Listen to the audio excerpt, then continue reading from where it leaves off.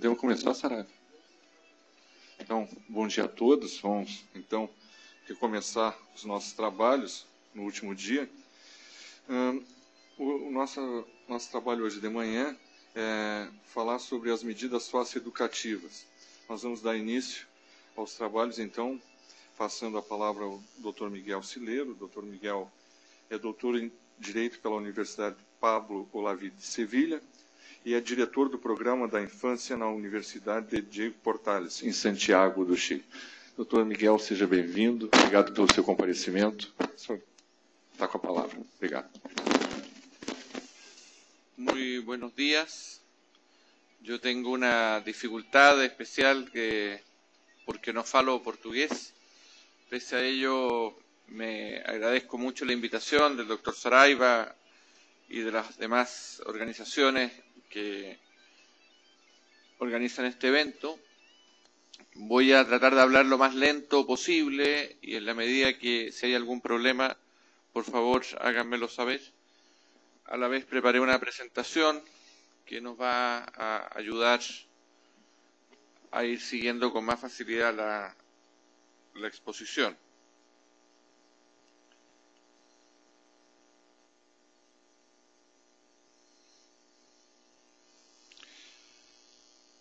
Si bien el tema específico sobre el cual se me pidió conversar con ustedes es el de las medidas socioeducativas, vamos a hacer una revisión un poco más amplia del problema o la regulación jurídica o la conceptualización jurídica de esta noción de adolescentes infractores de ley penal, que es una de las nociones claves de la justicia juvenil desde siempre,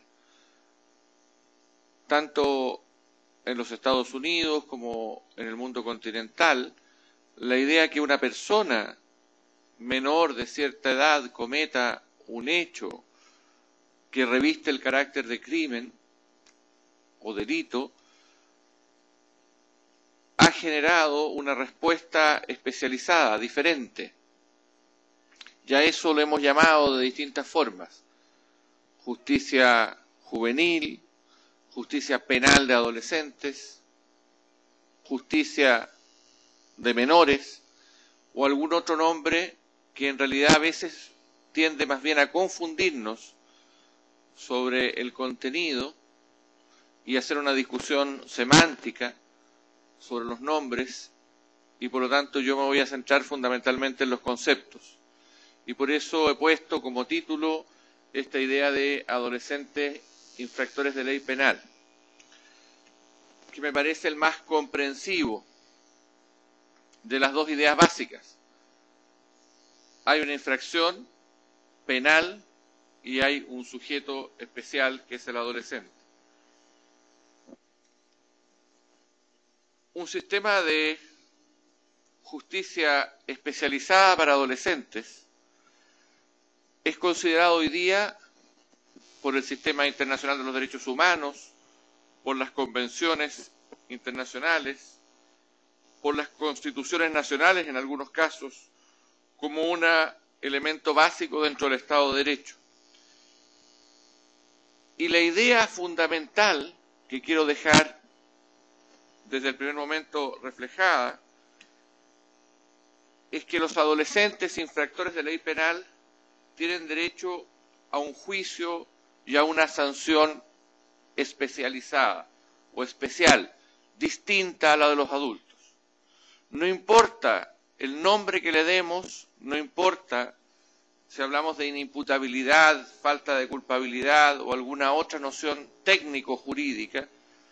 Desde el punto de vista de los derechos fundamentales, reconocemos que el adolescente que infringe la ley penal tiene un derecho a un juicio y a una sanción especializada. El artículo 40 de la Convención de los Derechos del Niño lo establece expresamente, y también en el caso particular de Brasil, su constitución, es decir, su texto fundamental, la norma jerárquica de mayor valor, establece, y vamos a revisar en algo esa norma, y discúlpenme la osadía de hablar de derecho brasilero frente a brasilero, pero creo que es la forma más adecuada de reconocer el contexto en que estamos trabajando. El artículo 227, en sus números 3, 4 y 5, establece una serie, 3, perdón, y numerales 4 y 5, establece esa idea de la garantía de pleno y formal conocimiento de la imputación de actos infractores, de la igualdad en la relación procesal, de la defensa técnica por profesional habilitado, según dispusiese la legislación tutelar específica. Y he remarcado, si ustedes ven, la idea de legislación tutelar, porque cuando los de afuera, los externos, como yo, vemos la discusión brasilera sobre si es derecho penal o derecho tutelar, si hay responsabilidad penal juvenil, de la imputabilidad, cuando uno ve esta norma dice, la respuesta es tutelar, por el nombre. Pero justamente el numeral lo que está diciendo es exactamente lo contrario, lo que distingue al viejo sistema menorista.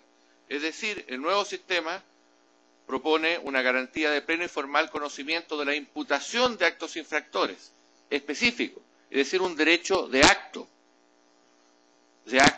de infracciones a la ley penal, traducido por un penalista, derecho penal de acto o de hecho, de fato, no de autor.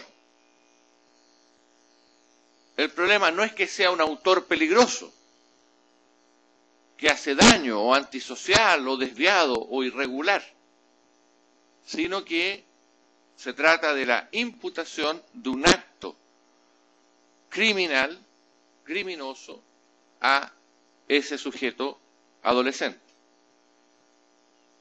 Igualdad en la relación procesal, con lo cual hace referencia a las garantías del debido proceso y a una defensa técnica por profesional habilitado. La garantía de la defensa, negada desde siempre en los viejos sistemas menoristas, en que la defensa era reemplazada por un proceso inquisitivo en que el juez actuaba en favor del menor. Por lo tanto, no es importante si hace referencia a la legislación tutelar. Lo que dice es según dispusiese la legislación tutelar. Y yo entiendo que esa legislación a la que hace referencia la Constitución se vino a completar con el Estatuto de la Crianza y el Adolescente, que claramente no es una legislación minorista o tutelar en un sentido clásico. Es decir, el legislador entendió el mandato constitucional de una legislación específica como una legislación que desarrollara en clave de especialidad el derecho penal mínimo, el debido proceso, el derecho penal limitado por un Estado de Derecho. Segundo término, hace referencia a la obediencia a los principios de brevedad y excepcionalidad y respeto a la condición peculiar de la persona en desarrollo en la aplicación de cualquier medida privativa de libertad.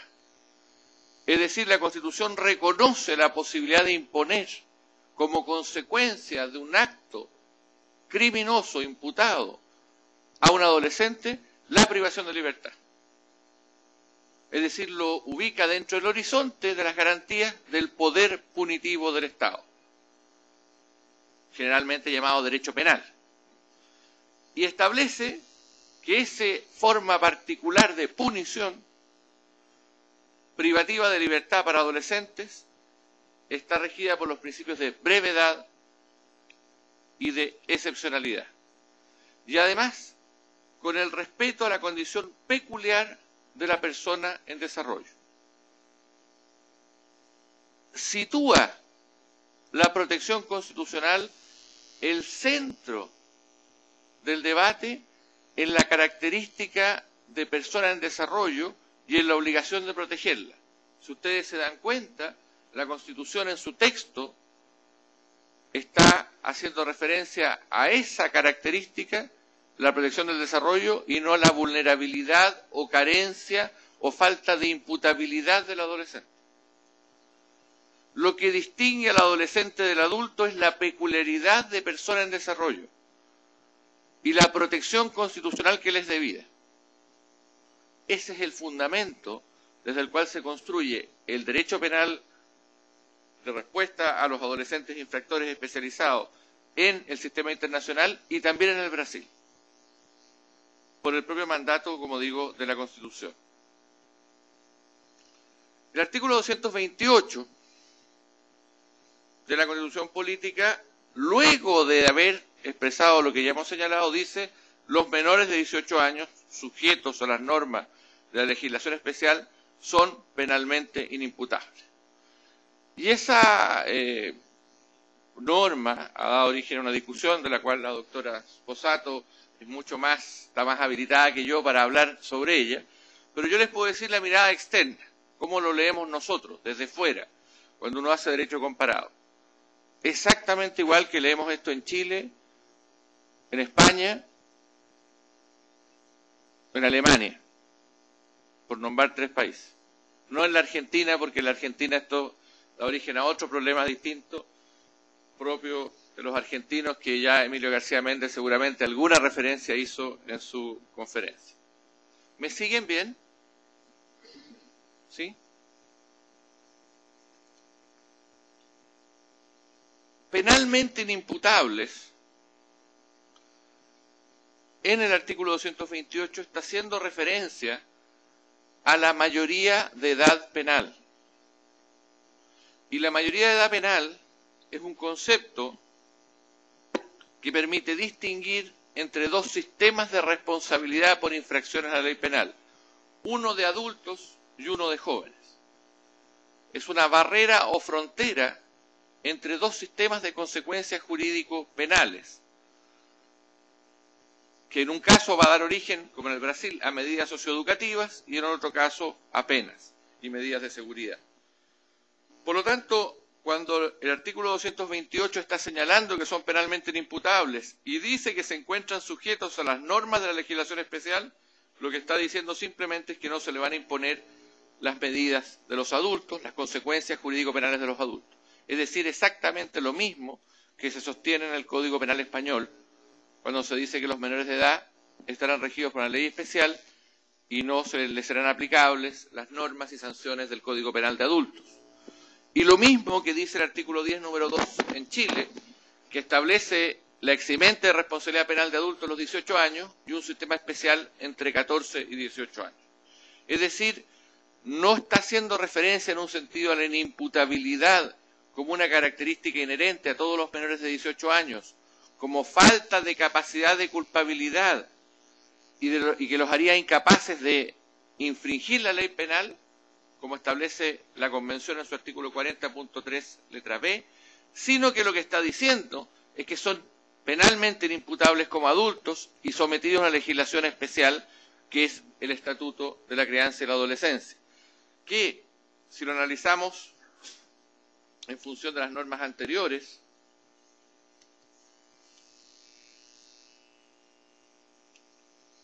que revisábamos, estos adolescentes infractores están sujetos a un principio de imputación por el acto, al debido proceso, al derecho a la defensa, a que las penas privativas, las sanciones privativas de libertad o medidas privativas de libertad sean breves y tengan siempre en consideración su situación peculiar.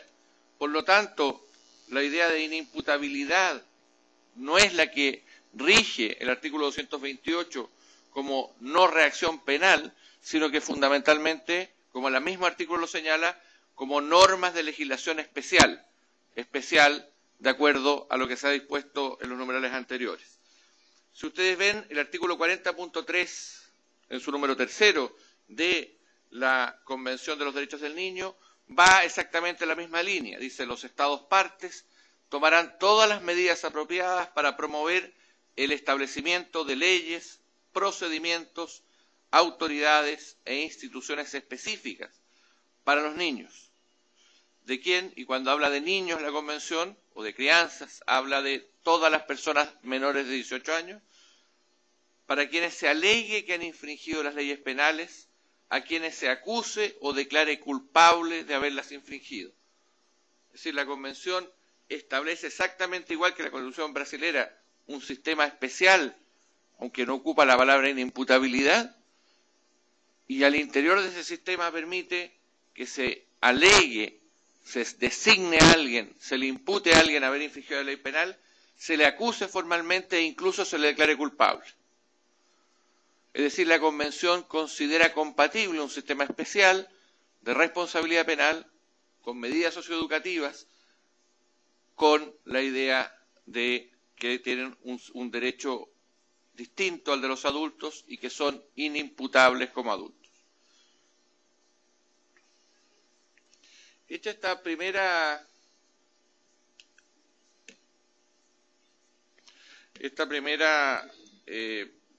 introducción, y para explicar desde dónde estoy hablando, podemos pasar a examinar ahora cuáles son los factores, de qué depende la justicia juvenil. La justicia juvenil es bastante más compleja que la justicia de los adultos, la justicia penal tradicional. Por una parte es cierto que al igual que la justicia penal va a depender de las concepciones del Estado.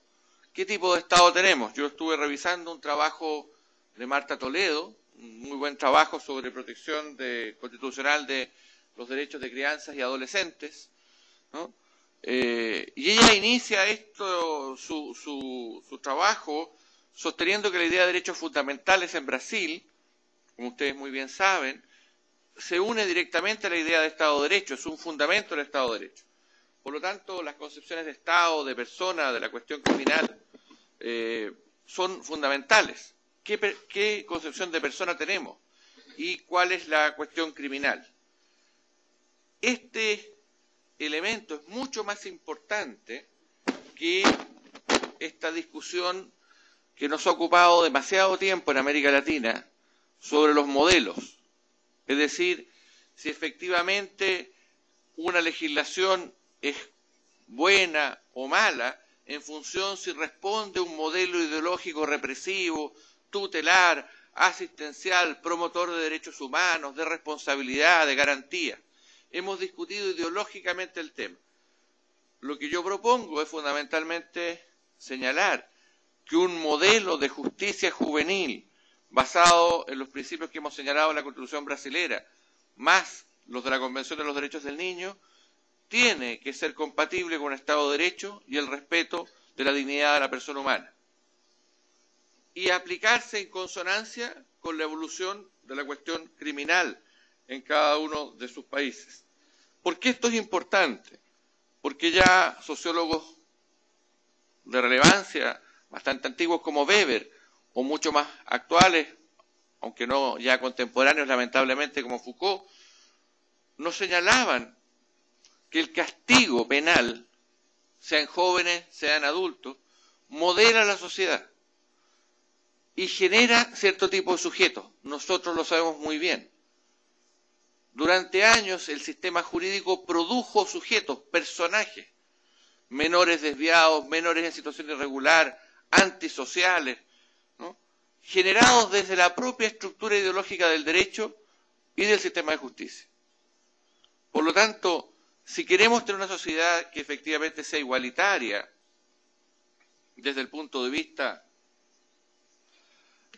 del respeto a la dignidad y los derechos humanos de todos, debemos ser capaces de comprender que los procesos de criminalización tienen que también ser democráticos y que por lo tanto cada vez que nosotros desvalorizamos a un sujeto, señalando por ejemplo que es incapaz por su vulnerabilidad, por su falta de experiencia o conocimiento de responder por sus actos, probablemente estamos también a la vez, como bien decía el profesor Bustos Ramírez o Albrecht o el profesor Muñoz Conde, afectando su sentido de la dignidad humana. Las viejas visiones minoristas del menor como inimputable, peligroso, no son compatibles con la noción del Estado de Derecho, en que las personas son iguales independientemente de que hayan o no cometido una infracción. El resumen de factores, o los factores más relevantes que yo quiero proponerles en este momento, son, en primer lugar, la concepción social y jurídica de la infancia en una sociedad determinada. Es fundamental para construir un sistema de reacción penal de los adolescentes especializado, conocer cuál es la concepción que esa sociedad tiene y cuál es la concepción que jurídicamente se le reconoce a la infancia. Y por ello, el derecho penal debía ser profundamente modificado a partir de la ratificación de la Convención de los Derechos del Niño. Porque la Convención de los Derechos del Niño modificó completamente la concepción jurídica de la infancia. Y en el caso de Brasil ha sido el Estatuto del Niño y del Adolescente el que, siguiendo a la Convención y anticipándose a la Convención, en algún sentido, temporal al menos, ¿no?, ha reformulado esta concepción de la infancia en la sociedad determinada, en la sociedad de Brasil. Y por lo tanto, ese derecho penal o esa respuesta penal ante los infractores de ley tiene que ser especializada y basada en la idea que los adolescentes son sujetos de derecho. Y si son sujetos de derecho que participan y tienen derechos a participación, tienen derecho a ejercer por sí mismos y en forma autónoma todas sus libertades, libertad de conciencia, de pensamiento, tienen un derecho privilegiado a la educación y a la protección, un derecho a la convivencia familiar que está centrado en su derecho y no en los poderes de los padres, también es importante que su relación con la ley penal sea reformulada. Por otro lado, factores estructurales como la noción del Estado, la estructura económica y la política social. No es posible pensar que un Estado que no se reconozca como un Estado de Derecho tenga el mismo derecho penal de adolescentes, o la misma respuesta penal de adolescentes, o la misma justicia juvenil que un Estado totalitario. Si en algo nos tiene que pesar y reflejarse la idea que el derecho, el Estado de Derecho del Brasil, con sus características, en la respuesta frente a los adolescentes infractores. Y yo estoy convencido que el Estatuto del Niño y del Adolescente, el capítulo específico sobre adolescentes infractores, es un buen reflejo de ese Estado de Derecho, de esa noción progresista y profundamente democrática del Estado de Derecho que se contiene en la Constitución brasileña del 88. La concepción de la cuestión criminal. No vivimos lamentablemente fuera de estas nociones de Estado de Derecho, la estructura económica, la política social. Esto de una u otra manera se relaciona, interactúa con esa tendencia cada vez más amplificada de la sociedad de la alarma social contra el delito. Nuestras sociedades viven amenazadas por el delito, y el delito juvenil, pese a que tiene quizás poca relevancia en el daño que produce, sí produce mucho pánico, ¿no?, lo que Stanley Cohen llamaba pánico moral. Esa idea de que una sociedad algo muy malo le está pasando si chicos de 12, 13, 14, 15 años empiezan tempranamente a cometer delitos. Eso en el sentido común de las personas produce alarma, miedo, temor, rechazo, violencia, agresividad, algo que siempre resulta ser negativo para los adolescentes. Y por lo tanto la respuesta penal basada en el derecho, en el Estado de Derecho, en una política social adecuada, en políticas de prevención, debe ser capaz de tomar ese dato de la sociedad, de la alarma social, pero no ser simplemente un eco, no sé si se entiende, un reflejo automático de ese sentimiento de mayor punitivismo que se ha apoderado de la sociedad. Por eso el nivel de intensificación o la reducción del discurso penal y de los medios aparatos de control punitivo son muy importantes. Si yo en mi país, en Chile, prendo un noticiario a las 9 de la noche, que lo ve todo el mundo, y las primeras 10 noticias son sobre actos criminales, a mí me sorprende que la gente duerma tranquila. Probablemente en Brasil pasa lo mismo, ¿no?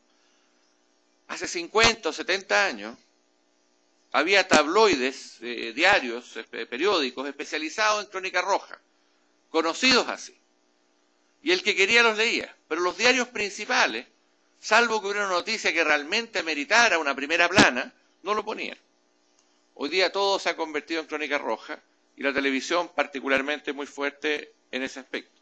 Por lo tanto, es necesario tener en cuenta esos elementos, pero no para responder a ellos automáticamente, no para ceder frente a ellos, no para ser vencidos por ellos, sino que para poder elaborar discursos alternativos o que al menos reduzcan esa presión, esa pulsión por una respuesta violenta. Pero, adicionalmente, imponen al sistema de justicia, y ustedes son jueces, una obligación particular, que es ser capaces de persuadir con su sentencia que las soluciones a las que están llegando en la aplicación de la ley, que por ejemplo establece 3 años como máximo de la privación de libertad en el Brasil, es una solución fundamentada, razonable. Y por lo tanto, uno de los grandes problemas cuando hablamos de medidas socioeducativas es su legitimidad social, que no se la puede dar el juez, pero el juez sí tiene la obligación de fundamentar de tal modo, de persuadir a la comunidad que si alguien examina esa sanción tiene una legitimidad jurídica. Y esa legitimidad jurídica basada en el Estado de Derecho y el reconocimiento de la dignidad humana debiera ser importante para su legitimidad social. Pero eso ya es labor de los políticos y no de los jueces. Pero si los jueces y los juristas, nosotros, me pongo ahí camiseta de juez, no hacemos eso, no fundamentamos. Y decimos, no, un delito violento, 2 señoras resultaron con lesiones graves, pero el chico es primera vez, 12 años, démosle una palmadita, una oportunidad, una palmada en el hombro, una oportunidad, nosotros somos buenos, no debemos castigar, 3 meses de libertad asistida. En una comunidad que fue conmocionada por ese delito violento de 2 muchachos que hirieron a señoras mayores. No, puede darse 3 meses de libertad asistida, sí, pero no en esos fundamentos. No diciéndole a la comunidad, yo tengo el poder como juez de tomar la decisión que quiera, y el fundamento único de justicia de mi decisión es que yo soy el juez y usted es el justiciable, o el público. Eso se acabó. Un derecho especial de niños y adolescentes debe justificarse en la sentencia. La fundamentación es jurídica, para que tenga también legitimidad social y legitimidad política, que otros tendrán que discutir en la comunidad. Por supuesto, no le corresponde a los jueces. Pero si los jueces solamente se fundan en su autoridad, al final lo que se va a decir es los jueces no sirven para nada y que lo juzgue directamente la administración, el pueblo o la policía. Ese es el argumento más fuerte en Chile, con esta idea de la puerta giratoria, ¿no? Dice, la policía los detiene a los jóvenes, los deja en el tribunal y el juez los suelta, los deja en libertad. Por lo tanto, ¿quién es el que sobra? El juez. Porque la sociedad lo que quiere es que los castigue. La policía hace su trabajo y el juez no lo hace. Y el juez no dice por qué no lo hace, sino que dice, yo soy juez y puedo hacerlo.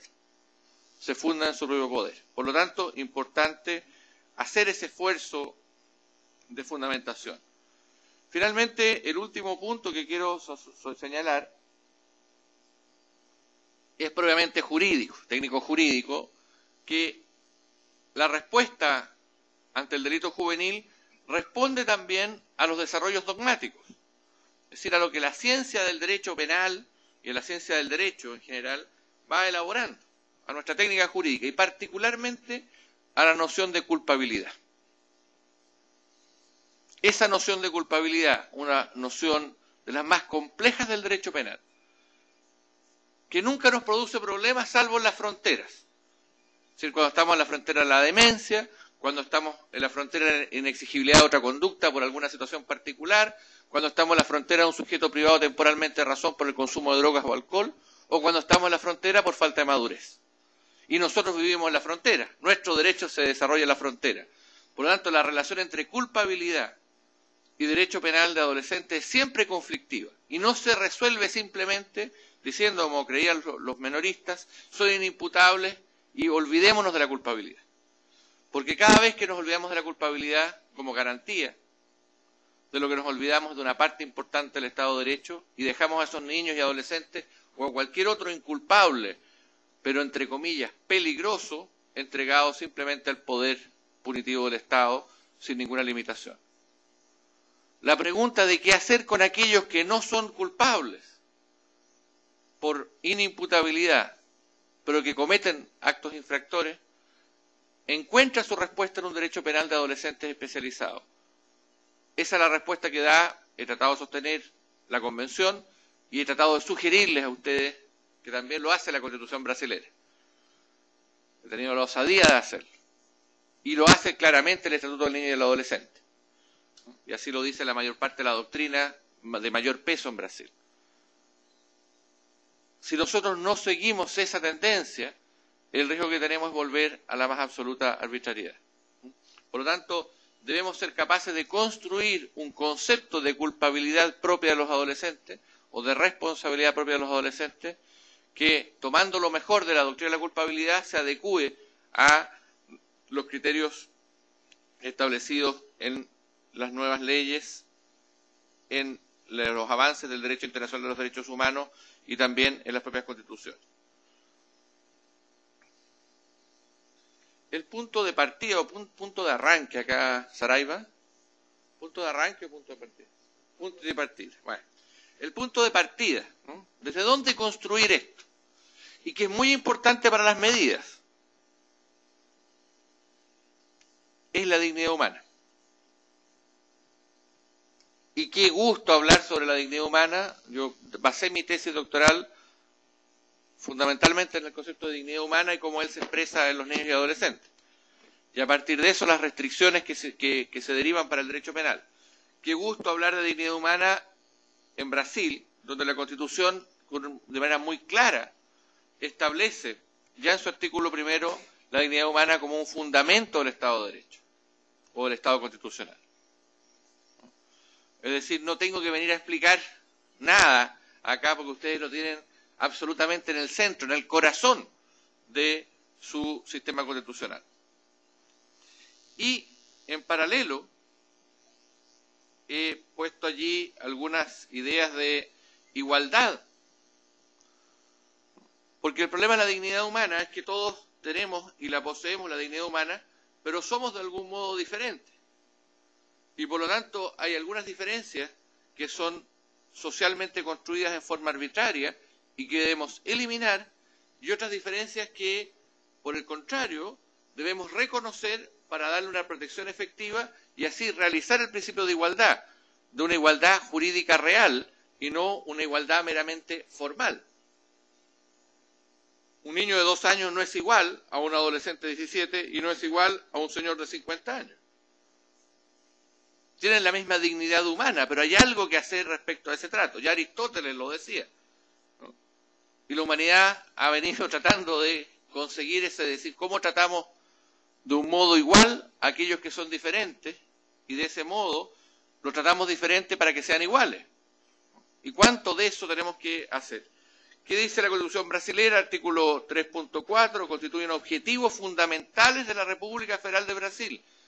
Objetivos fundamentales, es decir, no solamente lo pone como una garantía, sino algo que se promueve, algo a lo cual hay que intentar caminar hacia ello, algo que hay que perseguir, algo que debe orientar, algo que debe mover a las autoridades, y particularmente también a los jueces. Promover el bien de todos sin prejuicios de origen, raza, sexo, color, edad o cualquier otra forma de discriminación. El bien de todos, esa es la fórmula. En Chile se usa bien común, en Estados Unidos está la famosa frase de perseguir la felicidad. Bueno, cada uno busca alguna, ¿no?, que sea acorde con su cultura. Pero acá este es un objetivo, la igualdad de trato como un objetivo. Artículo 5, dimensión más bien garantista. Todos son iguales ante la ley, sin distinción de cualquier naturaleza, garantizándose a los brasileños y a los extranjeros residentes en el país la inviolabilidad del derecho a la vida, a la libertad, a la igualdad, a la seguridad y a la prioridad. Y hace ahí una serie de referencias. ¿Por qué dejé lo de la prioridad? Porque justamente esta idea de prioridad de la infancia o de las personas que se encuentran en etapa de desarrollo es también fundante de la propia Constitución y debe expresarse en el derecho penal. La respuesta penal tiene que reconocer como límite, uno, la dignidad humana, como se aplica a los adolescentes. Y dos, claramente, esta idea de prioridad en la protección del desarrollo de aquellas personas que se encuentran en estado de desenvolvimiento, de evolución, por razón de la edad. La Convención, por su parte, nuevamente va en la misma línea. El artículo 2 de la Convención establece las dos dimensiones de la igualdad, en un caso como garantía, y el otro una garantía especial, una manera específica de protección contra toda forma de discriminación o castigo por causa de las ideas u opiniones de los padres, ¿no? Tantos años que llevamos en el menorismo nosotros como sociedades, ¿no? Planteándonos el problema de que los niños eran de dos tipos. Por un lado, los que tenían familia y estaban bien integrados socialmente, y por otro lado, los que no tenían familia o sus familias eran irregulares o desviadas y tenían que tener un derecho especial. La Convención rompe con esa distinción. Es una sola infancia y esa sola infancia es la que debe ser protegida y le debe ser aplicado el mismo derecho a todos. Pero esta idea de promoción, que ya aparece, como señalaba, en la propia Constitución brasilera, es especificada en el artículo 40.1 por la Convención de los Derechos del Niño. Fíjense ustedes, los Estados partes reconocen el derecho de todo niño de quien se alegue o que ha infringido las leyes penales, o a quien se acuse o declare culpable de haber infringido esas leyes. La misma regla que vimos anteriormente, el mismo fraseo. A ser tratado de manera acorde con el fomento de su sentido de la dignidad y el valor. Fíjense ustedes, le da un mandato a la respuesta penal, frente a las infracciones a la ley penal, de fomentar el sentido de la dignidad y el valor personal. No solo es que no es retributivo, no solo es que no debe ser estigmatizante, no solo es que no debe ser castigadora, sino que debe fomentar el sentido de la dignidad y el valor. Y cuando hablemos de medidas socioeducativas, entonces, tenemos que hablar de que su contenido es fomentar el sentido de la dignidad y el valor personal. Karina después seguramente algo dirá sobre eso. Que fortalezca el respeto del niño por los derechos humanos y las libertades fundamentales de terceros. El niño vive en un Estado de Derecho y cuando infringe la ley penal está dañando a alguien. Por lo tanto, la respuesta debe buscar que él tenga un comportamiento legal, reconozca en otros los derechos y exija para sí los propios, y no que exija para sí los propios y no reconozca a los demás ningún límite. Finalmente, la importancia de promover la integración del niño y de que éste asuma una función constructiva en la sociedad. Y eso es lo que magníficamente, en el caso de Brasil, se ha dado con el reconocimiento que la medida, la respuesta frente a la infracción a la ley penal es justamente una medida socioeducativa, que tiene un contenido de reintegración social para que el niño asuma una función constructiva en la sociedad. Esa idea, entonces, de que asume una función constructiva en la sociedad, tiene que ser de alguna manera desarrollada con el contenido en la ejecución de la sanción penal. ¿Qué hacemos durante la ejecución? ¿Qué herramientas se aportan? Y ustedes han tenido el privilegio de compartir durante muchos años, hasta hace muy poco, con uno de los mejores intelectuales, pensadores y además con gran convicción por los derechos de los niños, un gran activista de los derechos de los niños como fue Antonio Carlos Gómez da Costa, ¿no? Antonio Carlos Gómez da Costa fue probablemente quien, a través de su idea de la pedagogía de la presencia, mejor logró plasmar en toda América Latina el cómo llevar a la práctica esta idea de respetar la dignidad humana del niño, fortalecer su valor personal y reintegrarlo a la sociedad. El fundamento de la especialidad, entonces, de las personas basado en la idea de la dignidad humana, ha tenido como tres grandes etapas. Una, basada fundamentalmente en la idea de vulnerabilidad. Las personas menores de 18 años se distinguen de los adultos porque son vulnerables y por lo tanto necesitan una protección especial. esa forma básica que se mantiene hoy día fue la que estuvo vigente en gran parte de los textos iniciales del derecho de protección, ¿no? Desde el siglo XIX en adelante, en el mundo anglosajón, y en todo el siglo XX hasta las reformas de entrada a la década de los 80 o 90 en nuestra América Latina. La segunda noción clave era la idea de que los adolescentes tienen una falta de experiencia y de conocimiento. Han vivido poco y tienen algunas dificultades de conocimiento. Por lo tanto, son incapaces de culpabilidad. Y eso aquí llevaba a la noción de inimputabilidad, es decir, la noción de negarles una característica propia del resto de los seres humanos. Hoy día ya hemos hecho esa transferencia, decimos no, los adolescentes tienen experiencia y conocimiento, lo que pasa es que es distinta a la de los adultos. Y por lo tanto el juicio de culpabilidad sobre el adolescente debe hacerse de acuerdo a su experiencia y su conocimiento, y no al que tenemos los adultos, o al que suponemos que tenemos los adultos. Y la tercera dimensión es la idea de protección de la condición de persona en desarrollo. Es una opción valorativa. Entre todas las personas, todas son dignas, pero la Constitución, el orden jurídico, el derecho internacional de los derechos humanos dice estas personas, las menores de 18 años, tienen una protección especial, privilegiada, prioritaria. Artículo 227 de la Constitución del Brasil. Prioridad absoluta. ¿Qué quiere decir eso? Una opción valorativa por proteger a esas personas, que obviamente limita y de un modo muy intenso el derecho penal y a la respuesta penal del Estado. No es que queramos con la respuesta penal del Estado solamente educar, sino que estamos obligados a hacerlo, producto que tenemos que proteger esa condición especial de persona en desarrollo. Y esta noción también encuentra en la Convención la idea de interés superior del niño. El interés superior del niño, artículo 3 de la Convención, se expresa en el derecho penal o en la parte de la respuesta penal o la respuesta ante los infractores a la ley penal de un modo específico, cual es agregando dentro de los fines de esa respuesta la protección del desarrollo de las personas menores de 18 años.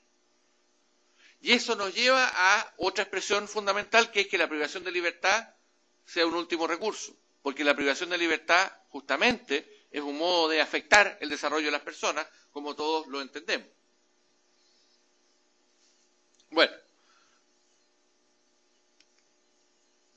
de este modo, intentando ya ir concretando algo más las ideas, tenemos que la justicia penal de adolescentes entonces es una justicia especializada, ¿no?, en relación al sujeto, tiene un estatuto jurídico propio, que en el caso global es de la Convención de los Derechos del Niño, en el caso de ustedes viene dado por la Constitución y por el propio estatuto de la crianza y el adolescente, ¿no?, por lo cual ese estatus jurídico propio tiene necesariamente que expresarse en la respuesta penal. Hay argumentos dogmáticos porque la culpabilidad en estos casos es una culpabilidad disminuida que dice relación a la experiencia y conocimiento de ese adolescente. Y donde las presunciones por franja de edad, por lo tanto, pueden ser todavía revisadas incluso por condiciones particulares. No voy a convertir esto en una clase de culpabilidad, algún día podríamos conversar exclusivamente sobre ese tema. Pero lo fundamental es que cuando el legislador dice entre 12 y 18 años, entre 14 y 18, o las edades que fije, no está estableciendo una presunción de derecho de que ese sujeto tiene capacidad de culpabilidad como adolescente. Todavía al interior podemos discutirlo, porque la evidencia indica que los adolescentes, a diferencia de los adultos, una de las características de la adolescencia es que efectivamente son muy heterogéneos. Hay una heterogeneidad muy grande y por lo tanto esos adolescentes que están en esa franja de edad pueden tener distinta capacidad de culpabilidad. Ahí es posible abrir entonces esa discusión. Y por eso es importante que entendamos que esa imputación por el acto al que hacíamos referencia en función de la Constitución brasilera, ¿no?, más la idea de inimputabilidad como falta de mayoría de edad penal de adultos, nos debe llevar necesariamente a considerar de un modo particular que las consecuencias jurídicas, llámense medidas, sanciones o penas, tienen por fundamento la responsabilidad del sujeto, y no su irresponsabilidad. Por lo tanto, no son medidas de seguridad como se le aplican a los dementes, a los locos, sino que son sanciones, medidas, penas juveniles basadas en la responsabilidad concreta de ese adolescente.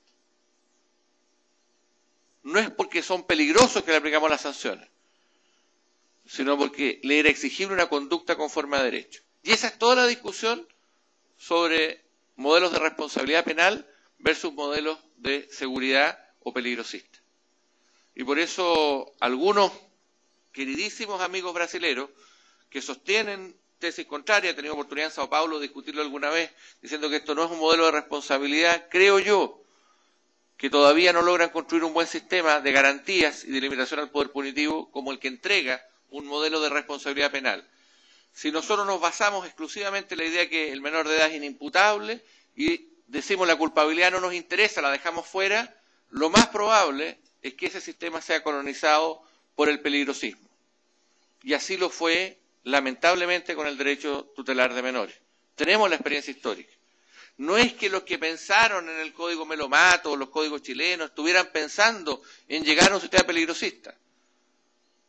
Pero la inercia de los otros elementos que he señalado, la debilidad del Estado de Derecho, la falta de una concepción de la infancia, la presión fuerte de la comunidad para perseguir el delito, llevó a que el sistema se convirtiera en un sistema de peligrosidad y en un sistema fundamentalmente de estigmatización. Y llenó las cárceles de menores, llamáranse como se llamaren, pero finalmente cárceles de América Latina, todas ellas las llenó de pobres, de personas que eran consideradas indeseables, de minorías, hubieran o no hubieran cometido un delito.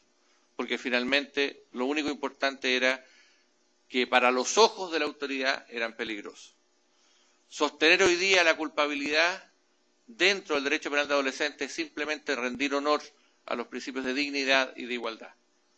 Si alguien encuentra un modo distinto, mejor, de rendir honor, de garantizar y asegurar la dignidad y la igualdad, sin la culpabilidad, yo no tengo ningún problema. No soy dogmático. No pertenezco a la religión de la culpabilidad. Pero por ahora, nula pena sine culpa en el derecho penal juvenil sigue siendo para mí importante. Lo que pasa es que hay que volver a construir. Y finalmente tenemos consideraciones criminológicas. Los adolescentes no son iguales a los adultos, pero no delinquen igual que los adultos. Unos criminólogos inteligentes señalan una verdad evidente, pero que se les olvida a la mitad de los criminólogos científicos. Las personas delinquen como viven. Y el que delinque como no vive es porque es medio desviado, es como aquel esquizofrénico, psicópata, ¿no es cierto?, que tiene una personalidad oculta, que da origen a películas y novelas. Pero la mayoría de nosotros delinquimos, y lo pongo en primera persona, como vivimos. Y los adolescentes viven en grupos, los adolescentes viven moviéndose, los adolescentes viven desafiándose, los adolescentes viven transgrediendo. Es decir, es parte importante de su vida. Y por lo tanto la criminología juvenil debe tomar en cuenta cómo es esa vida. Y también la justicia especializada. La especialidad también debe reflejarse en la política criminal. ¿Es el derecho penal, es la respuesta? ¿Es una medida socioeducativa que impone un juez en Porto Alegre la que va a detener la delincuencia en Porto Alegre? ¿Es una sanción, una medida que impone un juez en Porto Alegre o en Bahía o en el lugar que sea el que va a detener la delincuencia en esa comunidad? Los periodistas parecen hacernos creer, o sea, o hacerles creer a la gente que fuera así. Todos nosotros sabemos que no es así. Que la política criminal requiere inversión social y prevención. Que un Estado sin inversión social en la infancia, sin prevención, no va a ser posible que tenga un sistema penal juvenil razonable. Y esa es una de las grandes virtudes, de nuevo, del modelo del estatuto. Porque el estatuto de los niños y adolescentes incorpora dentro de una política general de infancia y adolescencia el problema de los adolescentes infractores. Mi país, en cambio, dictó una ley penal juvenil y no ha dictado ninguna ley de protección de derechos de los niños. ¿Se dan cuenta? Entonces, la política social va por un lado y la punición va por otro. Dicho en americano, la zanahoria es así pequeñita y el garrote es así de grande. No sé, ¿me entienden? Es decir, mucho más pena que beneficio. Por otro lado, a nivel legal se requiere un programa normativo especializado. Si no hay programa normativo, si no hay ley, no es posible. Y por lo tanto, cuidado, el estatuto es extraordinario, pero ya tiene, todos sabemos, una parte en el ámbito penal juvenil que no está del todo desarrollada, que es el nivel de ejecución. Entonces, cuando se impulsó hace algunos años una ley de ejecución penal específica, y esa ley, por diversas razones, no se pudo aprobar, lo que se estaba haciendo era reconocer que era necesario extender el programa normativo especializado a nivel legal también a la ejecución de las medidas o sanciones. Entonces, haciéndome eco del título, ¿no es cierto?, de esta sesión que estamos teniendo hoy día, de lo que hemos estado hablando, desprendemos la necesidad, de la legalidad de la ejecución de las sanciones. Y de la legalidad de la ejecución de sanciones se desprende la posibilidad del control judicial de esa legalidad. El juez no ejecuta la pena, sino que controla la ejecución. Esa es la función jurisdiccional específica. Y por lo tanto, necesitamos un sistema especializado de enjuiciamiento, sanción y ejecución. Y la criminología nos debería entregar algunos elementos respecto a las características de los adolescentes y los derechos y necesidades que ellos tienen. Por otra parte, la justicia penal es un sistema limitado en relación a la justicia penal de adultos. En primer lugar, por el principio de interés superior del niño, al cual ya me he referido. En segundo término, la restricción de la privación de libertad solamente a los casos más graves. Y en tercer lugar, a la prioridad de los fines preventivos especiales positivos por sobre los fines preventivos generales o retributivos. Finalmente, la justicia penal de adolescentes, a partir de todo lo que he señalado, es el resultado de una evolución histórica compleja, de la interacción entre todos estos elementos que he estado señalando. Las etapas de desarrollo social, nuestras políticas sociales, nuestra concepción de la infancia, la concepción del Estado de Derecho. Todo eso plasma históricamente en un programa de justicia penal especializado. Y por lo tanto siempre tenemos que tener claro hacia dónde vamos avanzando y cuál es la tendencia de esta nueva legislación.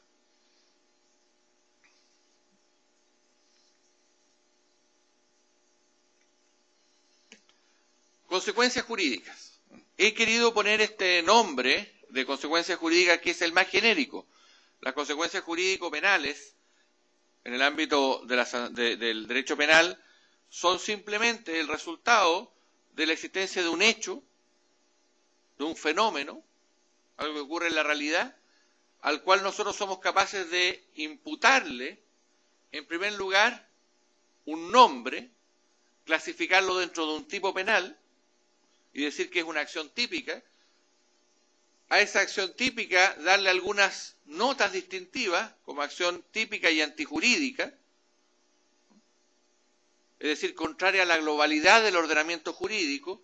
Después decimos que es culpable, y al decir que es culpable nos vamos a encontrar con tres posibles soluciones.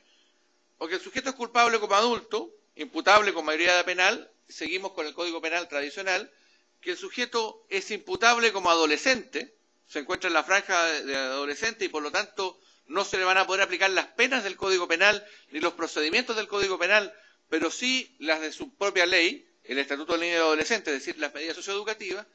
Y tenemos el caso de los inimputables que sean adolescentes o sean adultos, tienen otra causal de inimputabilidad, por ejemplo, que son dementes. Puede haber un muchacho de 17 años esquizofrénico. Y respecto de ellos, en general, dependiendo de los países, se imponen medidas de seguridad. O sea, cuando hablamos de consecuencias jurídico-penales, estamos hablando de penas de adultos, medidas de seguridad para inimputables, que no son menores de edad, y medidas especiales socioeducativas para personas menores de edad. Por lo tanto, los nombres que se llaman penas, sanciones o medidas educativas ayudan, pero no son lo fundamental para definir su naturaleza. ¿Cuáles son los principios que quiero señalar? Y con esto voy terminando, porque ya me excedí en los 45 minutos. Principio de legalidad. La legalidad tiene que ser de la medida. La medida que se impone tiene que estar legalmente determinada, y eso incluye su contenido específico. ¿En qué consisten las restricciones? Libertad asistida, trabajo en beneficio de la comunidad, muchas veces son excesivamente amplios como contenidos, lo que se puede hacer a partir de ese rótulo. Y por lo tanto es necesario que la ley establezca claramente en qué consisten esas penas. Y esa individualización de la medida de libertad asistida le corresponde al tribunal. Es la última fase de la individualización judicial de la sanción, que en el caso de los sistemas más elaborados, como el de Costa Rica o el de Chile, que lo copió de Costa Rica, lo que hace es que el juez aprueba la medida y un plan de intervención individual, es decir, cómo esa medida en el caso concreto se va a imponer. ¿En qué va a consistir? Exactamente. La legalidad es del procedimiento de imposición de la medida y la legalidad de la ejecución de la medida. Primer principio, entonces, legalidad. Segundo principio, proporcionalidad. La proporcionalidad. Y vamos a utilizar acá, o yo propongo utilizar, en la distinción de Robert Alexi, la distinción entre proporcionalidad en sentido amplio o proporcionalidad en sentido estricto. Y yo me voy a inclinar por proporcionalidad en sentido amplio, que supera la más conocida en derecho penal, que es la expresada por Beccaria, en los delitos y las penas. O sea, la idea clásica desde Beccaria en adelante, que la gravedad del delito tiene que determinar la gravedad de la pena. ¿De acuerdo? Nosotros, usando un criterio de proporcionalidad en sentido amplio, utilizamos tres dimensiones. Proporcionalidad en sentido estricto, es decir, lo que decía Beccaria y el derecho penal clásico. Existe una relación entre la gravedad de la pena y la gravedad del delito. La pena del homicidio no puede ser menor que la pena del hurto. En segundo término, la necesidad, y ahí agregamos una segunda dimensión de la proporcionalidad. ¿Es necesario recurrir al instrumento penal, a la restricción de derechos en ese caso concreto? Principio de mínima intervención. Es desproporcionada toda pena cuyos objetivos se podrían lograr a través de otras medidas. En el ámbito del derecho penal de adolescentes, en el derecho penal de jóvenes, de menores infractores, de adolescentes infractores, hay múltiples formas de realizar este principio. En el caso del Brasil, no recuerdo exactamente en qué capítulo se encuentra, pero sí sé que está ahí en los adolescentes infractores toda la idea de la remisión, la remisado. Obedece a esto, a que es desproporcionado imponer una pena cuando podría obtener los mismos objetivos a través de otro tipo de respuesta.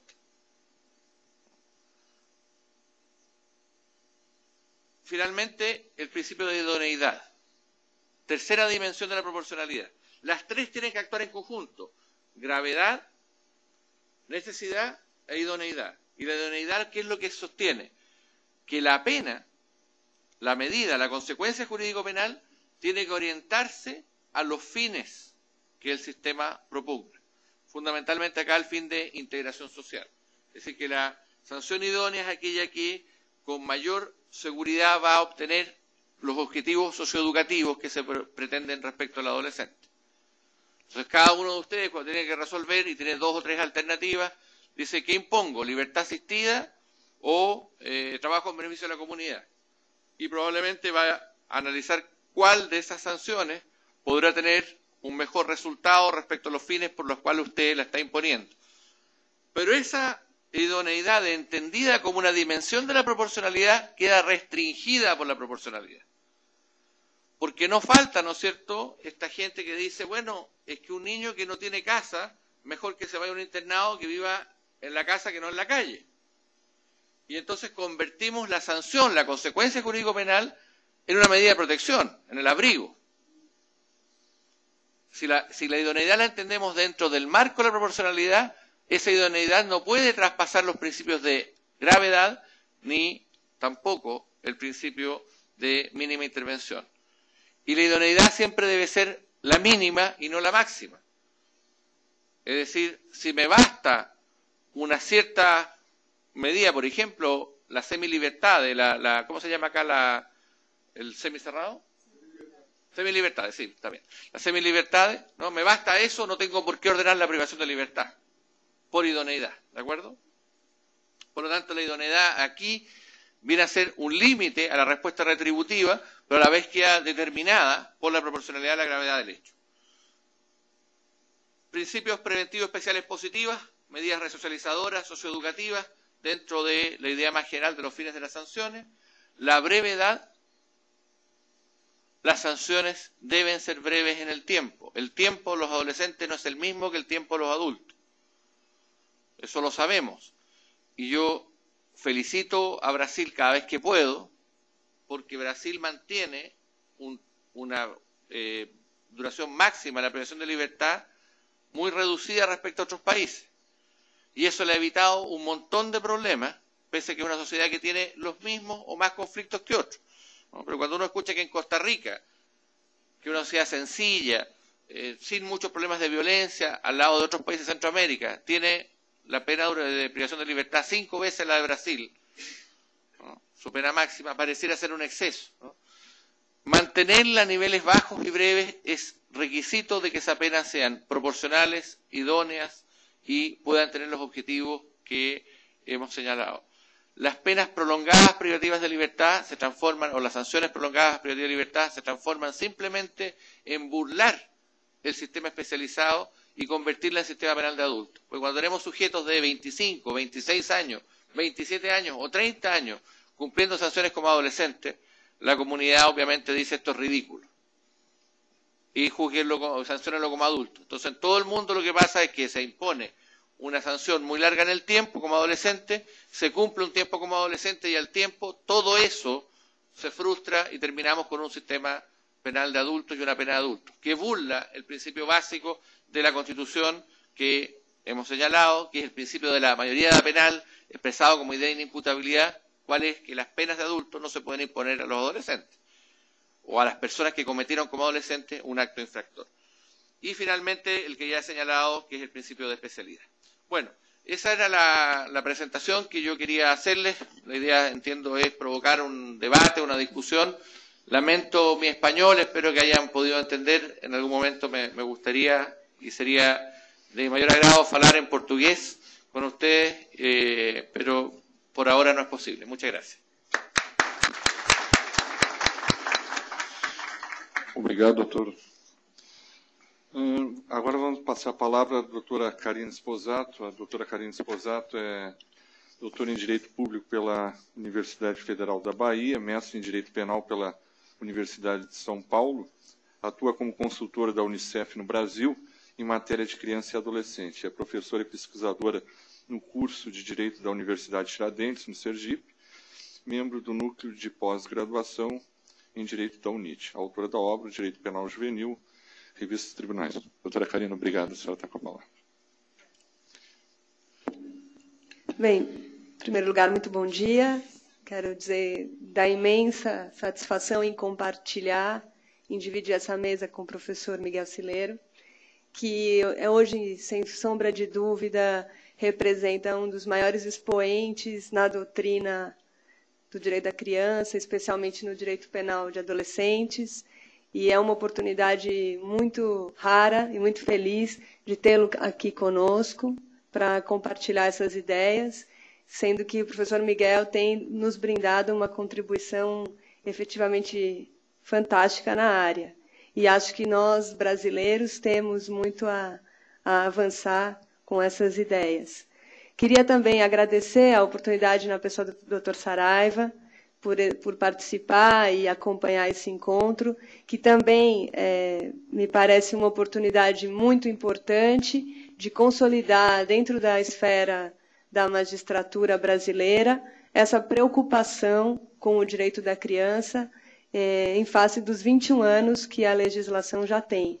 Não é? Quando a gente pensa que o Estatuto da Criança e do Adolescente já completou 21 anos e a gente olha para a formulação doutrinária e aquilo que nós temos no campo do direito positivo, é ainda incipiente o nosso avanço na doutrina. E sem nenhuma dúvida, não é? Os principais, aqueles que sentem isso são os operadores do sistema, não é? Os juízes, promotores, defensores e advogados. Então, esse é um momento singular e acho que temos aqui que aproveitar dessa manhã, desses dias de trabalho, para poder inspirar-nos nas nossas práticas cotidianas. Não é uma tarefa fácil debater, não é, aquilo que o professor Miguel traz, porque tem um conteúdo bastante profundo, né, na sua intervenção, e eu vou tentar, de alguma forma, destacar pontos que me parecem fundamentais da nossa experiência. Peço licença, inclusive, para fazer uma breve reflexão em torno do nosso contexto, né? O professor Miguel ele mencionou o alarme social e toda a comoção sensacionalista que, em geral, envolve a temática do delito na adolescência.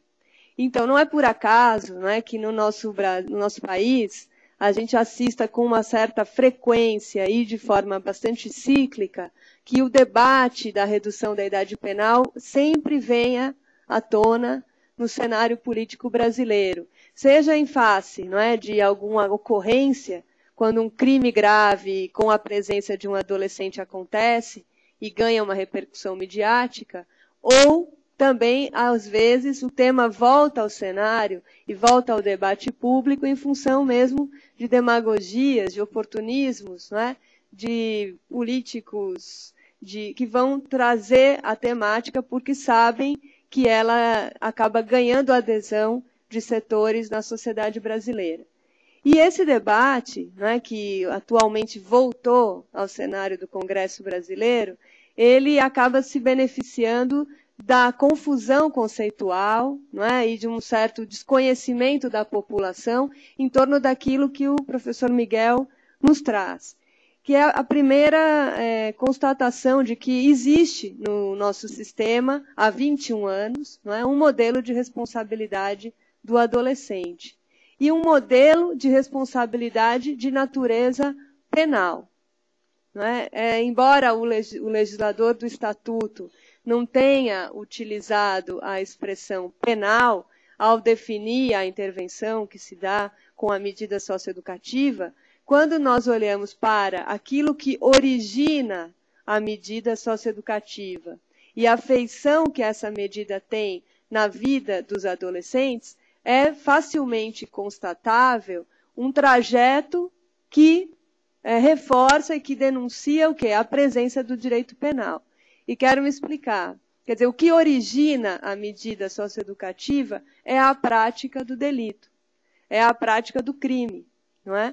E a medida socioeducativa, na sua execução, naquilo que ela acaba gerando para o adolescente, isso também tem uma natureza eminentemente penal, que se traduz pela restrição de direitos, inclusive chegando à restrição da liberdade, que é um dos bens, né, mais importantes na vida do ser humano. Portanto, a origem, né, aquilo que gera a medida e o que ela proporciona em termos de consequência, nos faz constatar, sem nenhuma dificuldade, de que há um direito penal especial, de que há um direito penal de adolescentes, quer chamemos assim, ou de outro nome. Não é? E sendo assim, é preciso também trazer à discussão na nossa comunidade jurídica e no debate público em geral, que essa responsabilidade se inicia aos 12 anos, não é? Que é uma idade, se comparada a outros países, até relativamente precoce. Não é? O professor Miguel mencionou aqui no Chile o início a 14, na Espanha a mesma coisa. Então, o nosso legislador adotou 12 anos como a idade de início da responsabilidade de adolescentes, inclusive seguindo uma recomendação da própria Convenção, internacional no que tange a que os Estados-parte deverão adotar, né, o artigo 37 e 40, adotar uma idade mínima a partir da qual deverá incidir um sistema de responsabilidade especializado.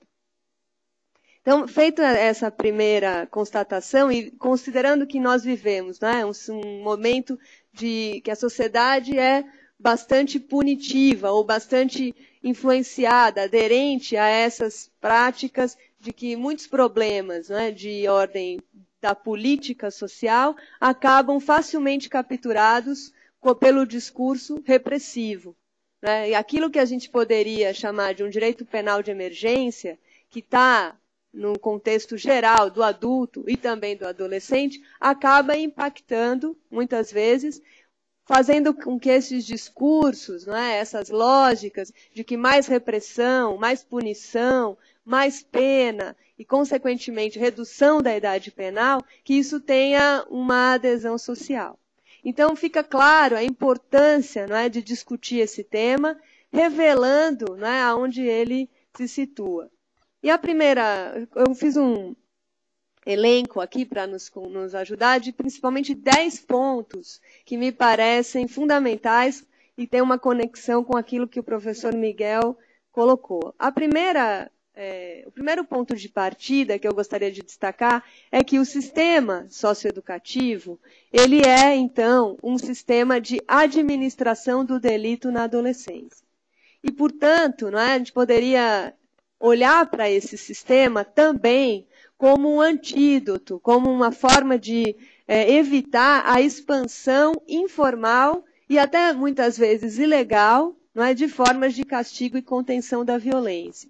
O que eu quero dizer é que a forma como o sistema socioeducativo opera e funciona, se funcionar bem dentro do marco da legalidade, tudo mais, é um mecanismo idôneo, não é, e um bom mecanismo para vencer as práticas ilegais de violência contra os adolescentes. Quando a sociedade, não é, ela percebe que os adolescentes e pensa e acredita na fraude, na falácia de que os adolescentes são impunes em relação aos crimes que cometem, isso é caldo de cultura, né, é um ingrediente que aumenta uma certa ânsia por vingança social e recrudesce mecanismos de violência informal. Estou falando de esquadrão da morte, de grupo de extermínio, de práticas de violência contra a população adolescente, que muitas vezes estão ancoradas na dificuldade da compreensão social de que existe um modelo dentro da legalidade, um modelo de justiça, um modelo de responsabilidade, e que não é a vingança privada que deve operar, mas que essa vingança está intermediada pelo sistema de justiça. Quando o professor Miguel fala que a tarefa do juiz realmente se coloca até numa certa dificuldade, porque o juiz acaba tendo que mediar, não é, o anseio social por segurança, um certo clamor por segurança, e fazer a devida mediação com os direitos do adolescente também. Né? E fazer aquilo que o Perelman, né, dizia, que é convencer o auditório, né? Convencer a sociedade de que aquela solução é a mais adequada. Inclusive, o auditório não é só a sociedade do leigo, mas são os nossos pares também. Né? É o próprio promotor, o defensor e até o executor da medida, o assistente social, o psicólogo, a própria unidade de internação ou o programa de liberdade assistida que vai receber o adolescente e precisa estar convencido de que aquela medida realmente é a melhor. Algumas vezes eu já ouvi, né, alguns agentes, né, os educadores da liberdade assistida, cada lugar tem um nome, né, o orientador de liberdade assistida, dizer, mas o menino recebeu essa medida, mas não deveria ter recebido essa medida. E quando o orientador tem já essa percepção, ele não vai conseguir, provavelmente, desenvolver o trabalho da melhor maneira, porque ele já acredita que aquela medida não está adequada. Então, o atendimento, o acompanhamento, a orientação e o programa já perdeu ali uma grande possibilidade de sucesso. Não é?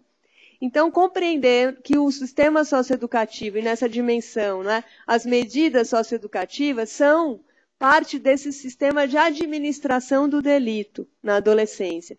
Eu estou usando essa expressão administração porque também, quer dizer, não é a única fórmula mágica que vai resolver o problema. Pelo contrário, vai administrar, porque a solução das causas da delinquência, da violência, provavelmente, e eu penso assim, estão em outras áreas. Está na educação, na saúde, na moradia, no esporte, na cultura. Agora, todas as políticas setoriais têm e podem oferecer uma contribuição.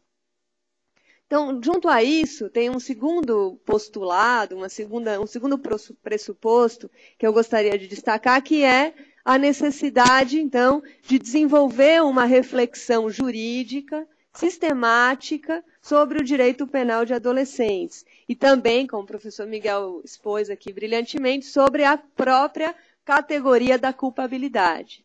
Não é? Então, essa necessidade de desenvolver uma reflexão jurídica, de consolidar, do ponto de vista técnico, jurídico e dogmático, não é? O direito da criança e o direito do adolescente quando autor de ato infracional, nos faz olhar para a questão da inimputabilidade e tentar desvendar, afinal de contas, qual é o sentido, qual é o significado da inimputabilidade penal etária. Não é? Dizer que os adolescentes são inimputáveis, isso provoca o quê? Além de ser um conceito extremamente duro, né, da dogmática penal, a inimputabilidade, você falar de inimputabilidade para fora dos ambientes jurídicos já é um problema, já entre nós é difícil, imagine fora. E, de certa forma, a compreensão distorcida é de que a inimputabilidade do adolescente se converte em impunidade. E o destaque que o professor Miguel faz é importantíssimo, de que não, na realidade, a inimputabilidade traz ao adolescente um direito de ser julgado, ser processado, julgado e sancionado por uma justiça especializada, o que não vai, em nenhum momento, implicar em indiferença do sistema de justiça em relação àquele crime. Não é? Então, é preciso aprofundar bastante essa questão da inimputabilidade para dizer, primeiro, que não é impunidade. Não é? Pelo contrário, senão as unidades de internação não teriam adolescentes, senão nós não teríamos mais de 17 mil adolescentes privados de liberdade no Brasil, e até mesmo a imagem, né, que nós temos no imaginário coletivo, de que quando fala de infrator, adolescente em conflito com a lei, a primeira imagem é a imagem das unidades mesmo de privação, os meninos de capuz, são as imagens de rebelião que foram em algum momento vinculadas pela televisão. Não é? Então, existe um modelo de responsabilidade, existe, inclusive, essa aplicação cotidiana das medidas de internação, e isso, então, desmistifica, né, aquilo que o Mário Volpi sempre fala, que é o mito da impunidade dos adolescentes. Há um mito em torno disso, que os adolescentes vivem ao contrário cotidianamente. Né? A aplicação das medidas socioeducativas desmente essa afirmação que foi tão repetida que chegou a parecer verdade, né, para alguns setores, e que é nada mais do que aquilo que alimenta o debate da redução da idade penal. Então, não implica indiferença, não implica impunidade, mas implica, então, reconhecer uma capacidade diferenciada. Né? Aquilo que Bustos Ramírez também diz que todo o ser humano é responsável, mas com níveis de responsabilidade distintos. E no caso do adolescente, né, a gente reconhece a nível constitucional que tem uma condição peculiar de desenvolvimento, né, reconhece que existe um interesse superior da criança e do adolescente, mas não consegue traduzir de forma mais concreta como isso opera em relação ao adolescente em conflito com a lei. E essa questão, quer dizer, vai colocar para o direito alguns desafios. No fundo, a gente trabalha com um conceito de inimputabilidade que não conseguiu superar aquela fórmula antiga. A gente pega qualquer manual né, de direito penal, e vai estar lá dito, a inimputabilidade é a incapacidade de compreender o ato e determinar-se segundo esse entendimento. A grande maioria dos autores, né, de Heleno Fragoso os mais recentes, todo mundo repete a mesma fórmula. O que é ser imputável, o que é ser inimputável. E aí fica aquela questão, mas o adolescente não sabe o que está fazendo e não tem capacidade de determinar-se segundo esse entendimento? Será que não? Não é? E aí os argumentos também de setores mais repressivos, mais reacionários, vão dizer, não, é óbvio que ele sabe o que está fazendo, e na sociedade tecnológica a informação está aí, todo mundo sabe, inclusive com mais rapidez e antes do que sabia no passado, etc. E aí fica aquela situação de difícil sustentação do ponto de vista técnico-jurídico. Me parece, né, que a gente precisa avançar na compreensão de que a inimputabilidade penal por razão de idade é diferente, como o professor Miguel colocou, da inimputabilidade por outras causas.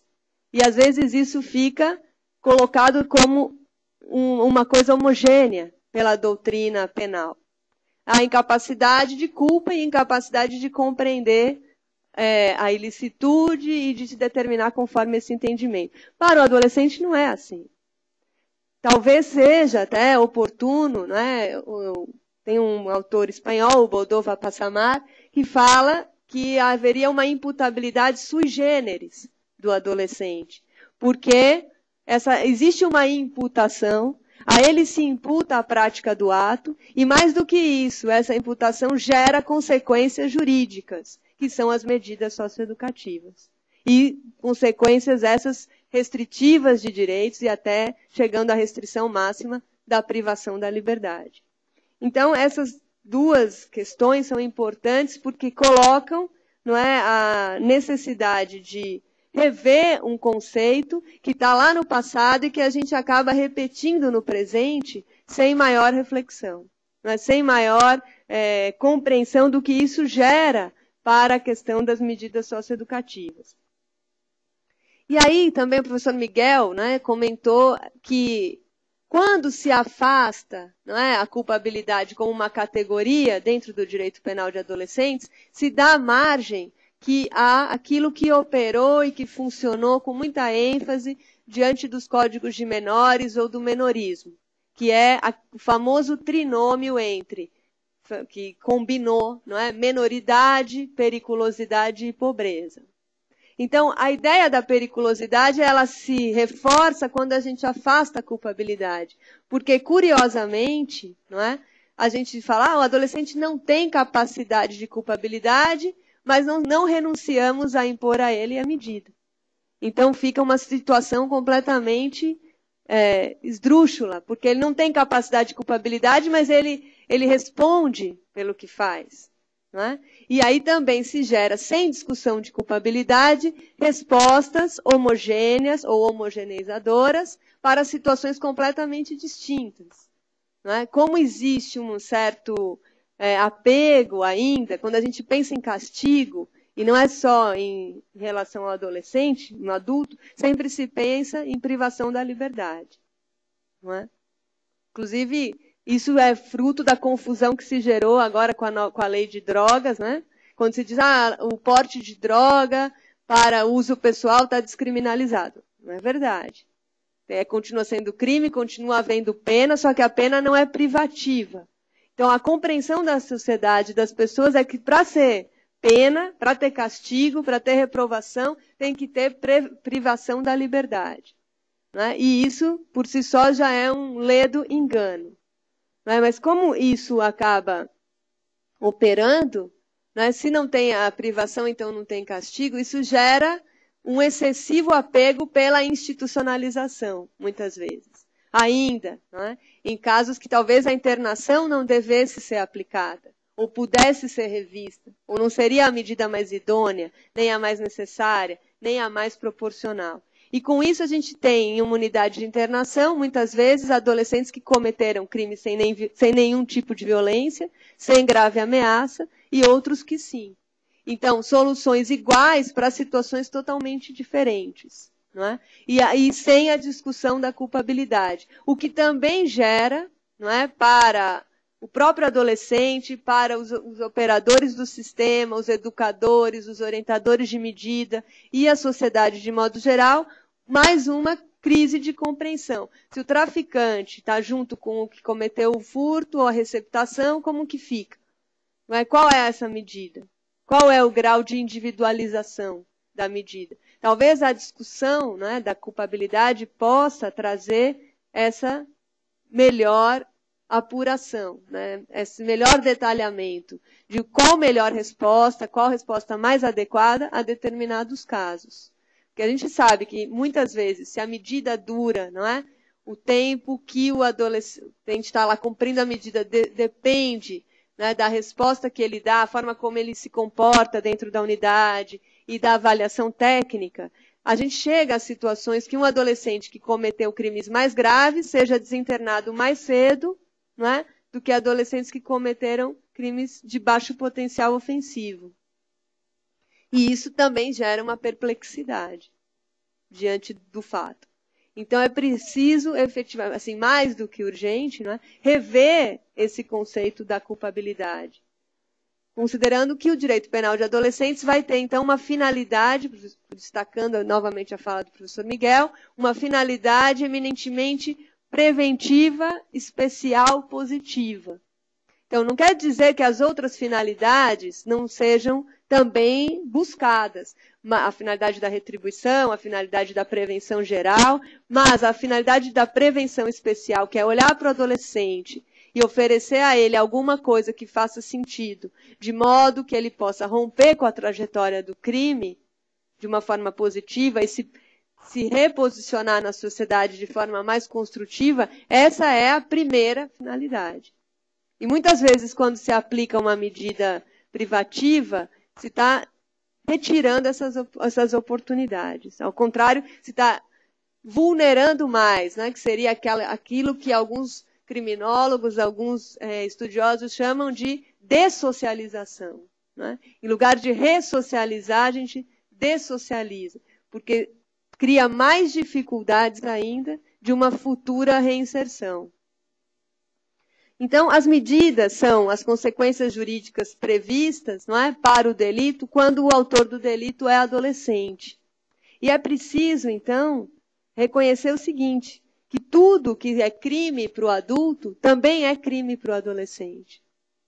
Tudo que está criminalizado para o adulto está criminalizado para o adolescente no nosso sistema de justiça da infância. Quando o estatuto usa a expressão ato infracional, não é, considera-se toda a conduta descrita como crime ou contravenção, isso faz com que se utilize uma técnica de tipificação delegada, então o ECA não vai mencionar o roubo, o furto e etc., mas vai dizer tudo aquilo que está criminalizado para o adulto também é crime para o adolescente, também é ato infracional.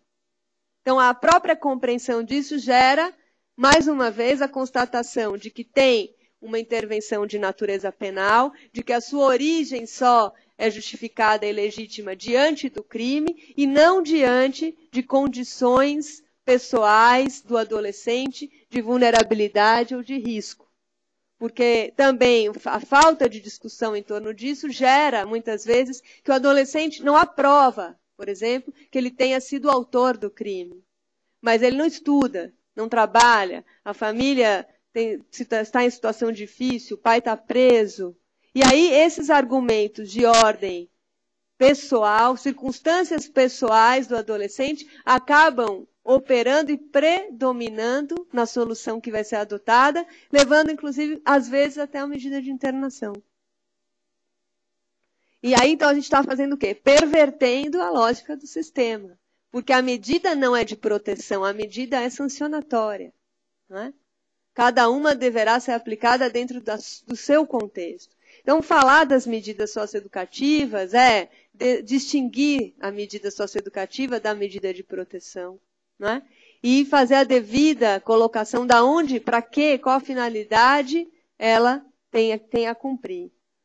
me parece também, né, que o nosso principal desafio não é tratar os adolescentes como adultos. Muitas vezes, quando a gente diz, tem que ser um direito penal, isso também dá margem a uma outra confusão. O desafio é reconhecer que, como está dito, adolescentes e adultos são diferentes. Adolescentes e adultos são diferentes e o direito tem que reconhecer essa diferença e contemplar essa diferença na diferenciação das consequências jurídicas ao delito. É isso, na realidade, a opção que o ECA faz. Não é? As medidas socioeducativas de advertência, prestação de serviço à comunidade, liberdade assistida, semiliberdade e internação, algumas delas têm até um certo caráter semelhante às penas dos adultos, na própria descrição, mas o conteúdo pedagógico é o que vai fazer com que elas também se diferenciem. Porque a intervenção na adolescência pode e tem um potencial diferente do que tem na vida adulta. E esse também é o outro desafio. Eu assim, acho que para a gente passar para o debate e também não ficar me alongando demais, os 10 pontos que eu queria comentar são esses, né? O sistema socioeducativo é o sistema de administração do delito. As medidas socioeducativas, então, são as consequências jurídicas no nosso modelo de responsabilidade. Há necessidade de um desenvolvimento mais amplo, do ponto de vista jurídico-dogmático, em torno dessas categorias, inclusive a categoria da culpabilidade. Não é? O reconhecimento de que há um modelo de responsabilidade impõe, então, o respeito à legalidade, às garantias processuais, não é? E, então, revestir de legalidade e de garantias não significa simplesmente trasladar o adolescente para o direito penal de adultos. Não é? Ao contrário. Reconhecer que aquilo que está garantido ao adulto tem que ser garantido ao adolescente e outras garantias em decorrência da sua condição de pessoa em desenvolvimento. E assim, não é? Havendo um avanço, se a gente conseguir, quem sabe as medidas socioeducativas possam ser percebidas, não é, na comunidade, na sociedade brasileira, de uma outra forma, não é? Como as respostas realmente mais adequadas ao enfrentamento, à prevenção, não é, da prática de atos infracionais ou delitos pelos adolescentes.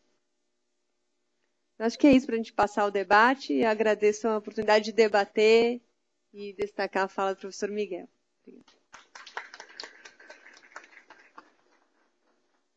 Obrigado, doutora Karina.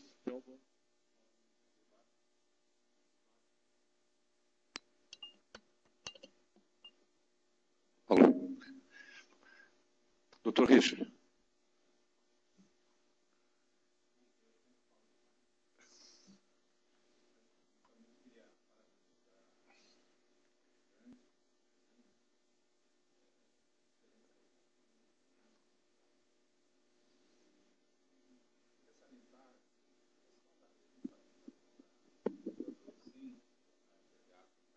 Me parece que no nosso meio não há qualquer dúvida, seja denominando de direito penal juvenil, ou seja denominando de responsabilização socioeducativa dos nossos jovens, ou o fato é que está na hora, a mim me parece, de avançarmos um pouco mais, depois desses 21 anos do Estatuto, né, de entrarmos exatamente neste ponto da questão da proporcionalidade, principalmente das medidas em meio aberto. Né? Então, até hoje, vou ser bem sincero, até hoje nós não temos uma definição exata, né, de quais hipóteses nós devemos encaminhar os adolescentes para a prestação de serviço à comunidade e quais seriam os casos de liberdade assistida. A mim me parece que a ausência, né, de um entendimento dos magistrados, dos efeitos de uma liberdade assistida ou dos efeitos de uma prestação de serviço à comunidade, né, na vida do jovem, e a possibilidade de mudança do adolescente nessas medidas, é que muitas vezes nos fazem optar, né, de forma não proporcional por medidas mais graves, ou pela ausência de conhecimento. Então, queria aproveitar o ensejo, né, e perguntar, seja pela experiência do professor Miguel, da professora Karina, né, quais os casos que os professores entenderiam? Seria possível nós remetermos para uma liberdade assistida e quais os casos que nós poderíamos remeter para a prestação de serviço à comunidade? Uma coisa que me inquieta um pouco é a questão da gente fixar o prazo mínimo para as medidas em meio aberto e não termos em prazos de internação. Nós vemos em alguns casos o adolescente saindo em 6 meses de uma internação e o adolescente ficando 18 meses até 24 meses cumprindo medida de liberdade assistida. Eu acho que em determinadas situações o adolescente preferia ficar preso em 6 meses do que ficar 2 anos indo 1 a 2 vezes por semana cumprir liberdade assistida, né, passando o dia inteiro, muitas vezes, dentro dessas localidades. Né?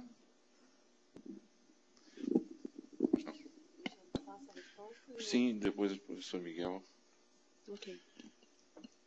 Bem, a minha resposta até vai ser um pouco categórica. Assim, eu acho que todas as situações podem receber uma medida em meio aberto. Se a gente olhar para o que está previsto na legislação, quer dizer, a medida de internação somente deve ser aplicada, não é, nos casos de violência ou grave ameaça.